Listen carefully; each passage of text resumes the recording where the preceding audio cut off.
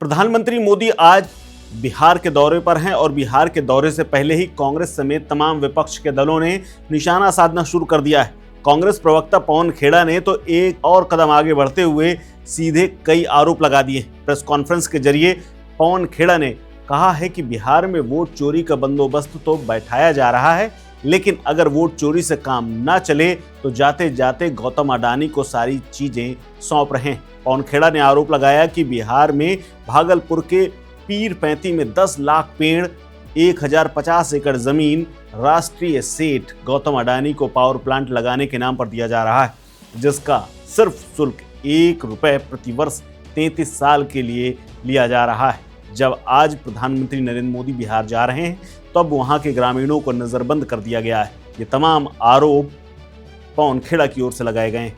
उन्होंने कहा है कि लोग प्रदर्शन न कर सकें, विरोध न कर सकें, इसलिए उन्हें नजरबंद कर दिया गया है। पवन खेड़ा ने आगे कहा कि पीएम मोदी अपने दोस्त के लिए क्या क्या लुटा रहे हैं।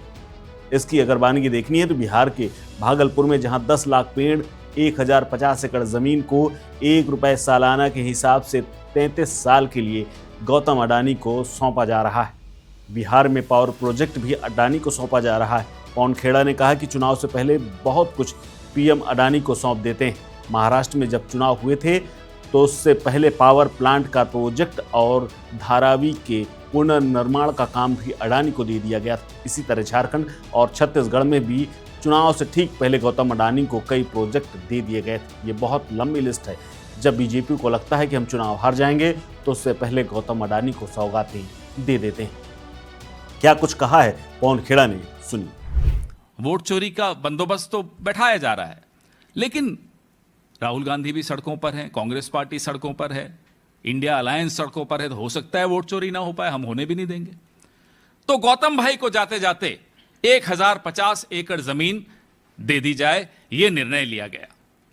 ये 2400 मेगावाट का यानी कि 21,400 करोड़ रुपए का प्रोजेक्ट है, जो बजट में, केंद्रीय बजट में भी इसकी घोषणा हुई थी।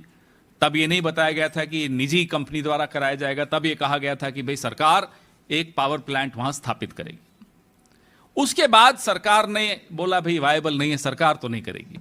ठीक है, सरकार का डिसीजन है। उन्होंने प्राइवेटाइज कर दिया इस पूरे प्रोजेक्ट को कि साहब प्राइवेट पार्टी करेगी। बिडिंग हुई, बिडिंग में गौतम अडानी को मिला।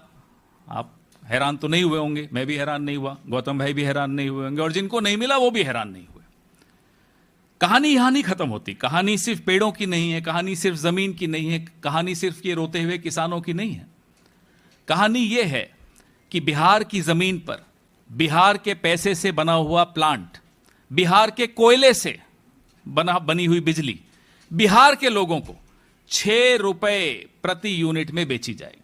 यानी कि मेरी और आपकी चमड़ी उतार के, उसका जूता बना के मुझे वापस बेचा जा रहा है, आपको वापस बेचा जा रहा है। ये वो कहानी।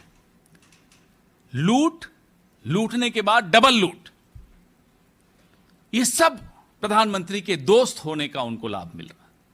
सारी खुदाई एक तरफ और गौतम भाई एक तरफ।